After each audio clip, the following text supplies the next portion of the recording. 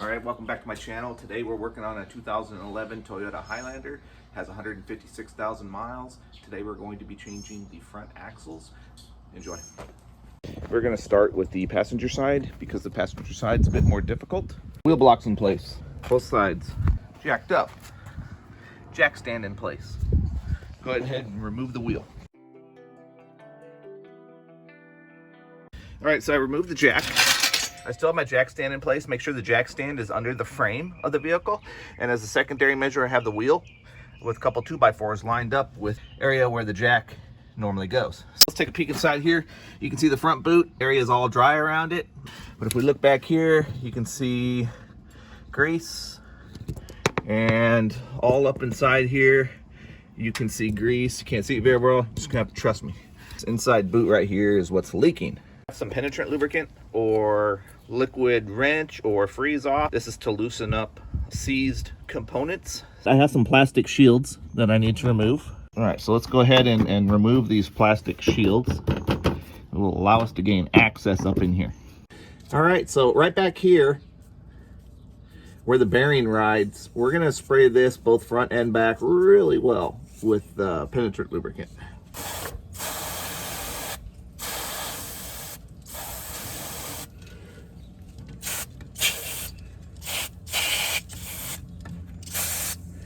Give it time to soak in. Spray a little penetrant lubricant on axle nut. We're gonna tap out this dimple using a punch.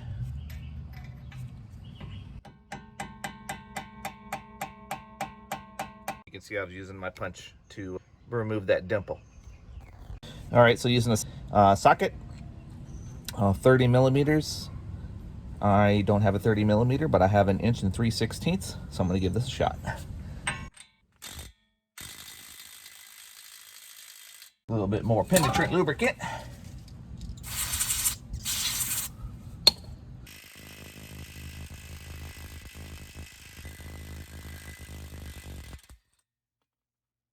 So I'm going to spray some penetrant lubricant back in here where the line is.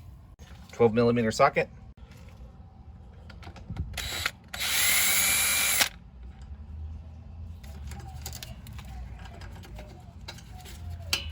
Pull that out to make it loose. Unclip this. Let it hang. 22 millimeter socket.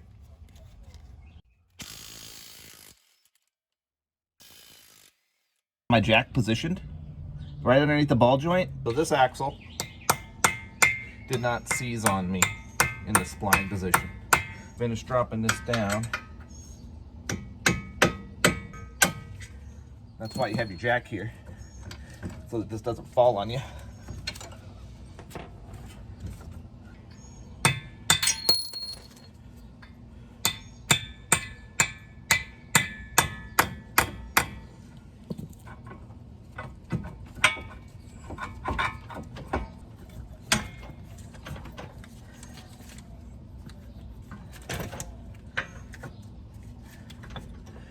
Now the axle comes out. So just be careful of your sensor wire, your brake line when you're pulling out this axle. I have a bungee cord so it doesn't fall and put tension on those two. So we're gonna take a snap ring out. So I have a long pair of needle nose pliers. As I crawl up under here, come in from the inside out, and then I just squeeze and it popped free. Putting it back in will be another story. So this bolt right here, remove this 14 millimeter socket.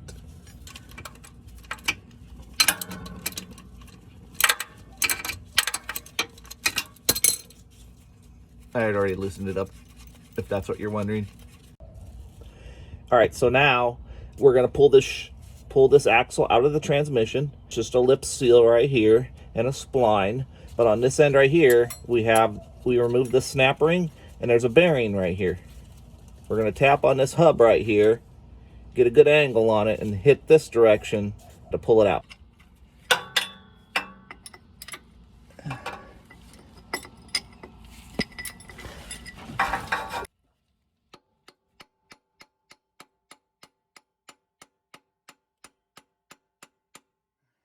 Didn't give myself much room to work under here. If you have a lift in your garage, that would be much better.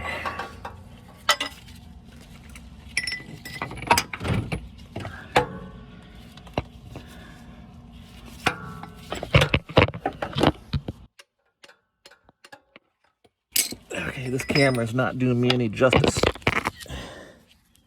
Okay, do yourself a favor. Give yourself room underneath the vehicle. Use plenty of penetrant lubricant. Have yourself a sizable mini sledgehammer. Get yourself in a position to where you can get a good hammer on that axle. So in my case, I fiddled with it for about an hour and a half. And have patience. And once it starts moving, you'll know it. And once it breaks free all the way out, you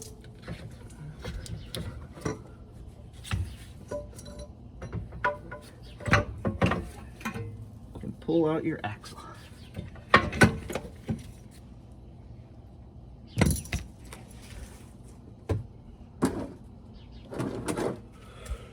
You will lose transmission fluid, so get yourself a pan underneath the vehicle to catch the fluid.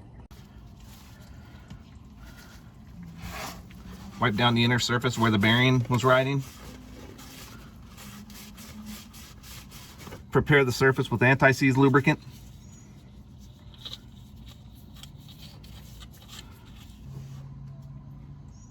All right, so insert the new axle. I coated the exterior of the bearing with anti-seize. I put a layer of transmission fluid around the lip riding surface of the seal and insert by hand by grabbing the hub of the axle here and just push straight in, and that bearing will slide right in. Insert the clip, rotate it into position. Use your pliers and a flat blade or straight slot screwdriver to compress it and move it into position. And tighten it back up with your 14mm socket. Lubricate that spline using anti-seize lubricant. Insert the new axle spline.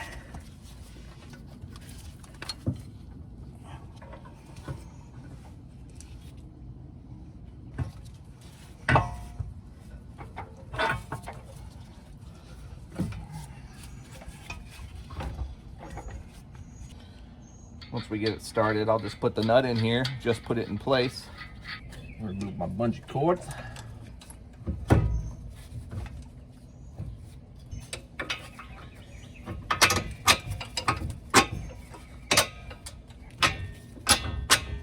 There we go.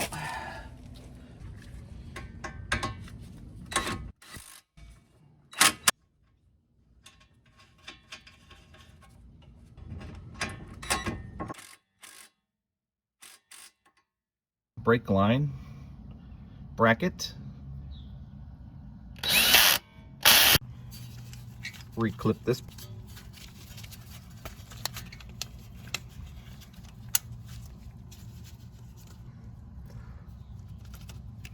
So it's roughly 200 foot-pounds of torque on this axle nut. Go ahead and torque that down. For the strut nuts, those are about 170 foot-pounds of torque. Make sure you make that dimple in the lip of the nut like it was when we removed it.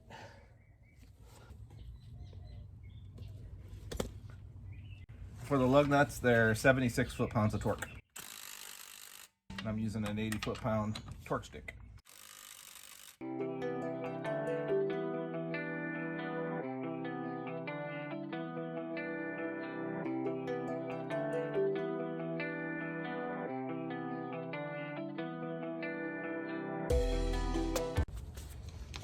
Alright, spray a little bit of lubrication inside this spline here. Just brake line and speed sensor bracket, 12mm socket.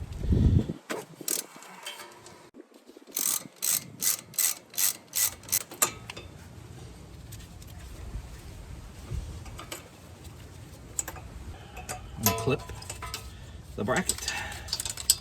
And clip the clip.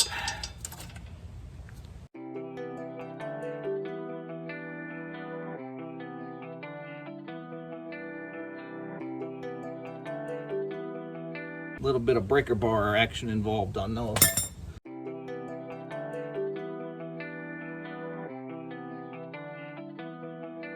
Yeah, so this spline is seized up in here, so I'm gonna put a little bit more, liquid wrench up in here. All right, we got her. Let's get this axle out of here. Be careful with the sensor and the brake line. There we go. Get a couple bungee cords if you need to. Just make sure you don't have any tension on that brake line or the speed sensor cable. This time be proactive and get your oil pan underneath the transmission where the axle is going to pull out to capture any residual transmission fluid that might be sitting behind that lip seal. And so I'm just going to reach my hands in here and see if I can't get this thing to jiggle out.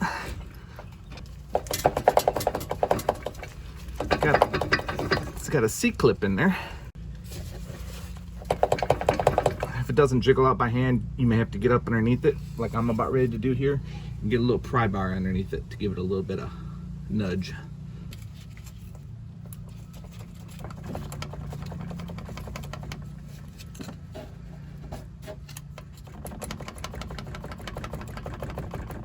I'm not lucky enough here. I'm gonna catch the edge of this with my chisel.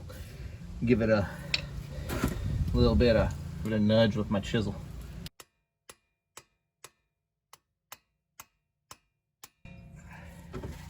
There she goes. Don't want to hit it too hard because you don't want it flying out into the next state.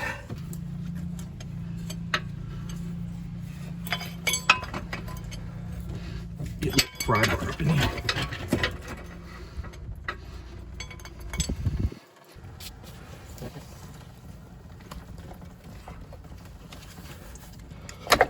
There we go.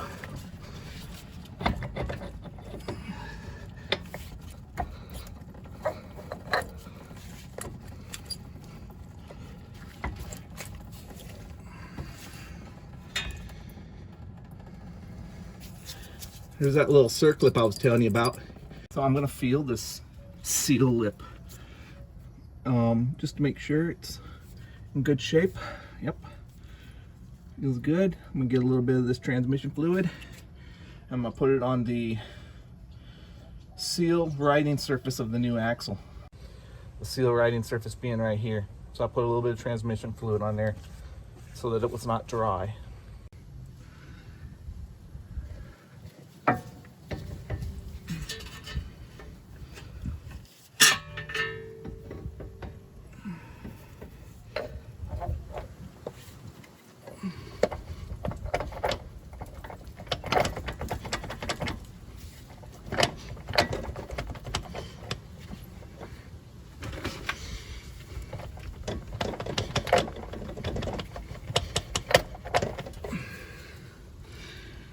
Just be patient here, and as soon as it gets itself in position, it'll pop right on in.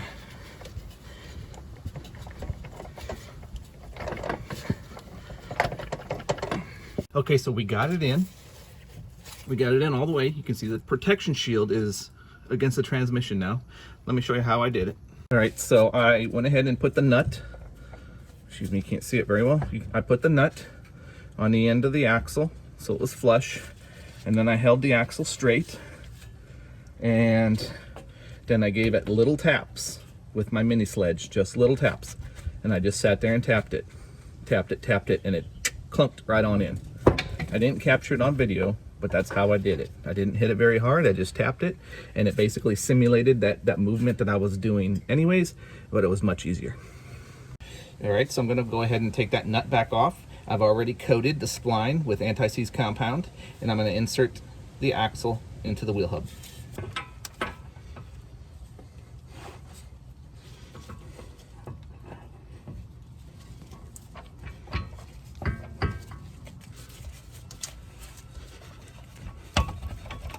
There we go.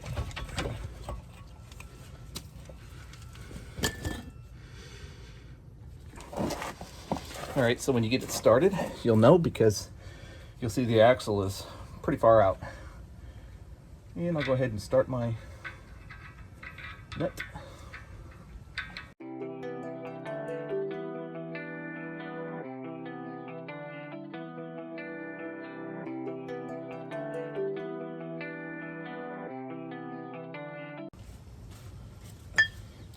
All right, tighten this down, torque it. Tighten these two down, torque them. Put your brake line, put your brake line and your speed sensor brackets back into position.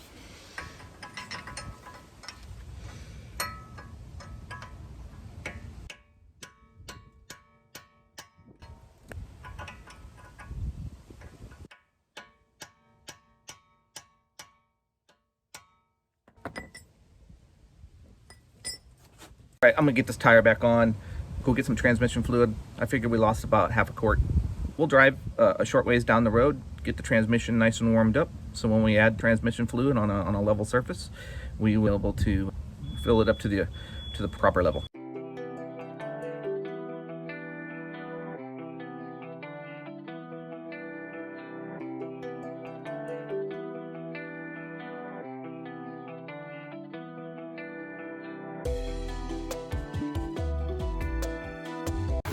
Get the engine warmed up, get yourself some transmission fluid. Get the right transmission fluid. This particular vehicle takes WS Toyota Lexus fluid, and your transmission dipstick is right down here. So with it warmed up, pull your dipstick, wipe it clean, reinsert it, pull it back out. Looks like we're right about here. We want to be right here.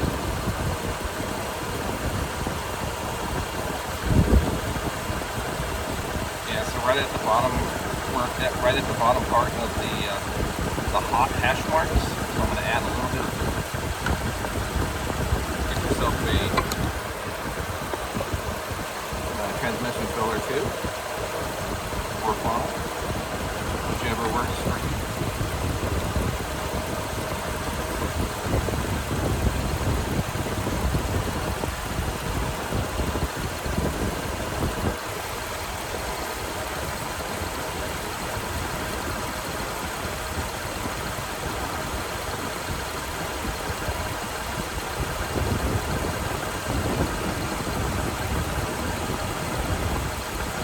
Didn't lose as much as I thought I did, because you know how oil spreads itself out on the driveway when you drop it on a driveway, and so it seemed like I lost a lot more than I did, but I didn't even put a half a quart back in, so it was like a quarter of a quart that I had to add back in there, and we're at the top of the hot level of the transmission. So all right, so that's it for this job. If you liked this video, go ahead and press that like button. If you like watching my other videos, hey, go ahead and subscribe. That way the algorithm gets my videos in front of other people to help them out too. So let's take a peek at these old axles. You know, they're not that bad. See, I didn't see any real torn boots, but what I did see was the grease leaking out from where the clamps are, like that. So this is the longer one is the passenger side, and the shorter one the driver's side. Yeah, so that's where it was leaking. I was totally expecting a torn seal, but there's some slight cracking, but not too bad. Not too bad for 156,000 miles. Yeah, not bad at all. So hopefully this video helped somebody out there.